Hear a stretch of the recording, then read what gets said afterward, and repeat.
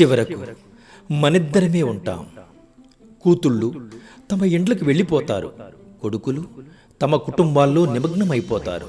చివరకు ఒకరికొకరం మనం మాత్రమే మిగిలిపోతాం. ఏదైనా చెప్పుకోవాలనుకుంటే ఇప్పుడే చెప్పుకుందాం. ఏదైనా చేయాలనుకుంటే ఇప్పుడే చేసేద్దాం. ఎందుకంటే ఒకరి కళ్ళజోడు ఒకరు, ఒకరి చేతికర్ర మరొకరు వెతకడానికి చివరికి మనిద్దరమే ఉంటాం. మోకాళ్ళ నొప్పి పెట్టినప్పుడు, నడుము వంగకపోయినప్పుడు, ఒకరి కాళ్లగోళ్లు ఒకరు కత్తిరించుకోవడానికి చివరకు మనిద్దరమే ఉంటాం. ప్రతి ఉదయం శ్వాస నడుస్తుందా లేదా అని ఒకరి గుండె చప్పుడుని ఒకరు చూసుకునేందుకు చివరికి మనిద్దరమే ఉంటాం.